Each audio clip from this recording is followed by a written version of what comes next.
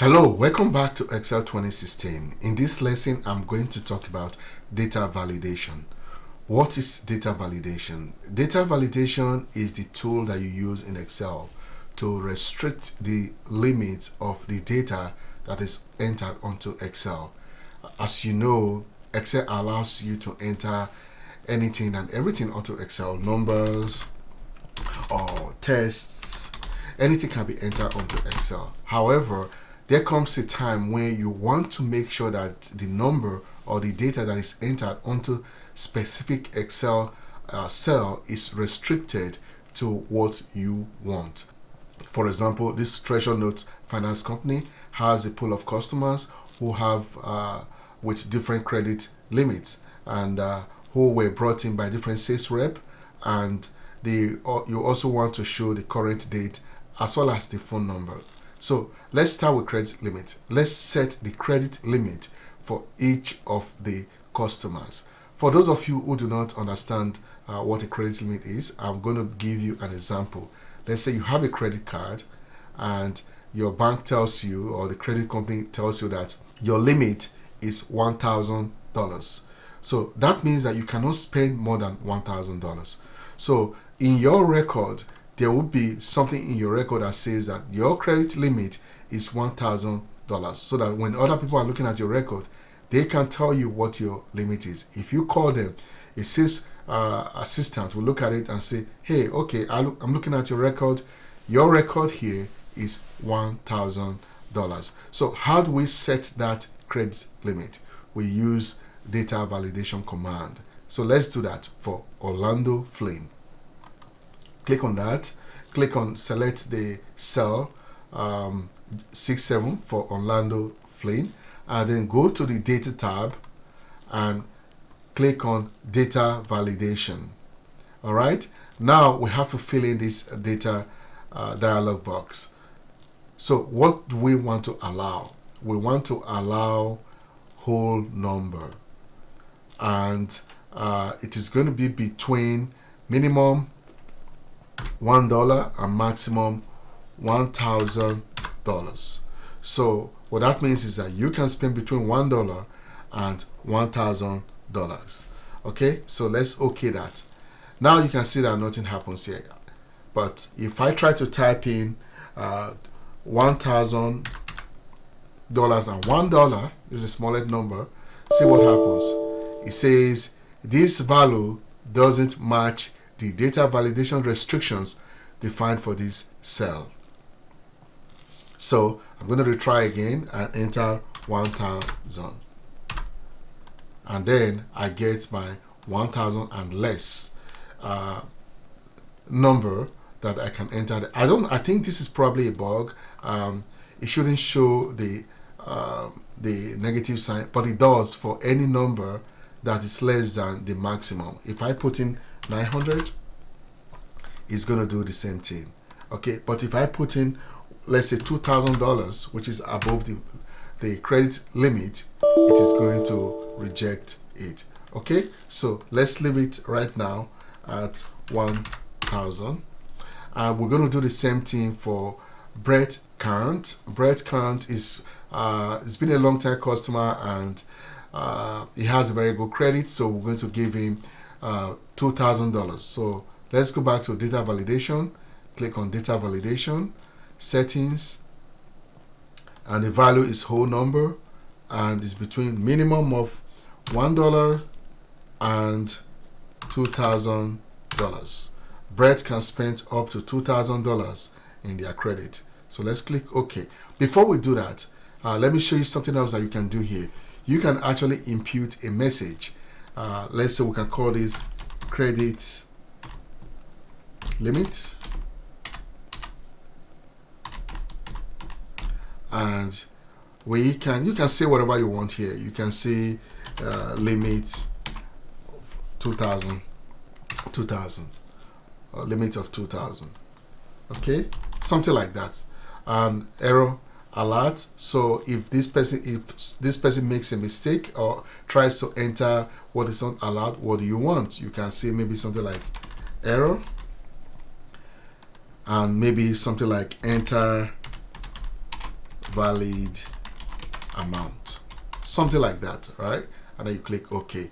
So right away, once I click on the cell, you see where it says credit limit of 2,000, right? If I try to enter, let's say 2,500, let's see what happens. It says enter valid amount. All right, so that is how to create a data validation for number that is restricted up to a point. So you can fill out let's cancel this. You can fill out the rest. Let me just put 2,000 there, and that works. All right, so you can fill out the rest for the sake of time, and meet me on the other side.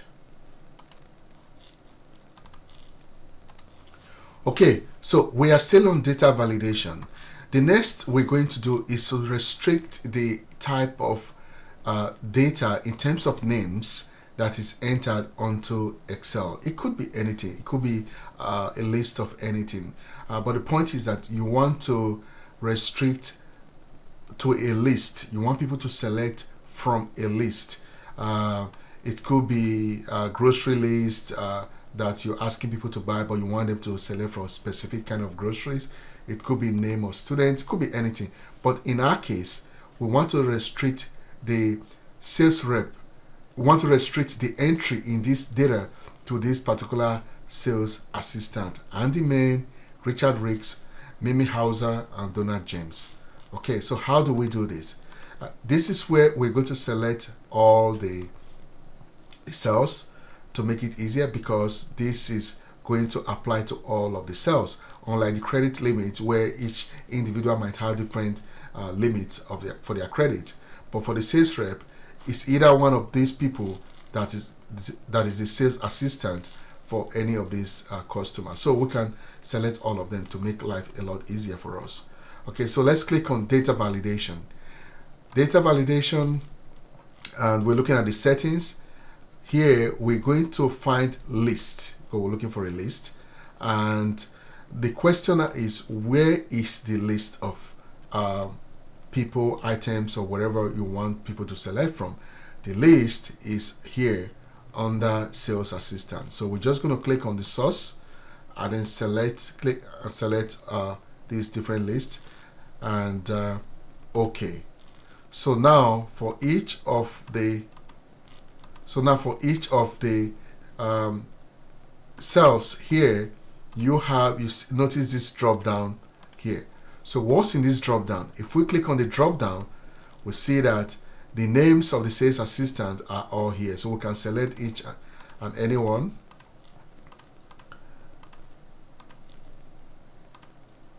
How about if we try to type in a different name? Let's say Alex. Tells us, okay, let's cancel that. I think I made a mistake. Okay, there you go. So try again, Alex. And it tells us that this value does not match the data validation restrictions defined for this cell. This we have seen before. Okay, so we can only, let's make this a little bit wider. So we can only select from this list. Okay, so once again, we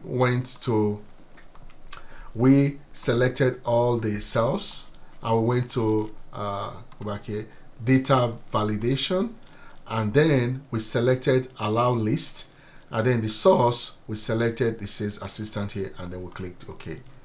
All right, I hope that was clear enough. The next one is date. In this case, what we're trying to do is to set the current date, so that each day that you open this document will use the current date that is being set by the computer. As I'm doing this, today is the 18th of April 2022. So if we open this document today, if we create the date today, it's going to show that the date today is 18th of April 2022. If we open this document tomorrow, it's going to be 19th of April, and so on and so forth. Okay, so how do we do that? We cannot do that by using the data validation command here. although there's something called date here, the problem is that this is only for entry in range of dates. Let's say starting for sometime. This is useful too, but not for the purpose here. So for the purpose here, we're going to use a formula. So we're going to type in, as you know, with the formula, you start with the equal sign, and then we're going to type in today because we want the current date all the time, and we're going to open parentheses and close parentheses and then click enter, and there you have it. So today's date is April 18th 2022. So fortunately for us, we don't have to do the same for all the other contact, for all the other customers, because data validation supports autofill. So we're going to do autofill. Remember how to do this from previous video. If you don't, please go back to our previous video and then look at how to do this. So I'm going to click on this drop down and then select down and see what happens. All the cells now have April 18, 2022. Okay, so all right, so the last thing we want to do here is the phone numbers. As for the phone numbers, we are going to make sure that people are restricted to how many numbers they can enter onto each of these cells. Okay, and also create an error alert for the entry as well if someone enters a number that is not, or a length of number that is not allowed. So let's click on the cell and go to data tab and select data validation, and here we're going to select test length, and it is going to be between 7 and 13, which is the length of number for the Canadian number, and we're going to click before we click OK. So let's enter input message.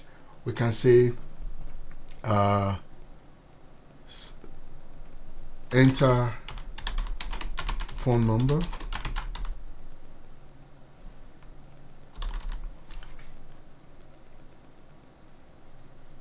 or just phone number, and here we can say enter phone number. You can type anything you want here, and in the error alert you can type in error, for example, enter, or you can say invalid number, something like that, and then we can click OK. All right, so now here, once I click on it, it tells me what to enter here. Phone number, enter phone number. So let's try to enter a phone number, 416 and 111 2222. That should work. Okay, and that is because we have how many numbers on the screen? 1 2 3 4 5 6 7 8 9 10 11 12, I believe. How about if we increase this to 13? It should still work. There you go. How about if we add one more number? Let's say 0 this time. There you go. So now the number here is more than 13 now, so it's 14.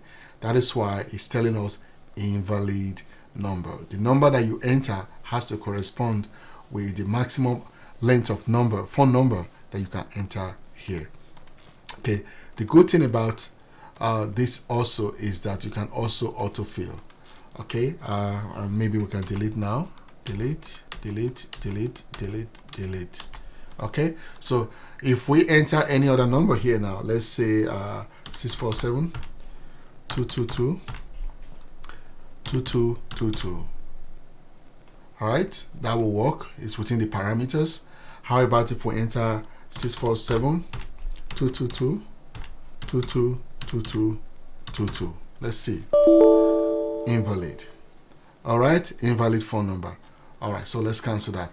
There you go. So please play with the rest of this and create data validation for phone number and for all the other steps that we've taken today. Thank you very much for staying to the end of this tutorial. In the next lesson, we're going to be looking at linking of data. See you in the next lesson.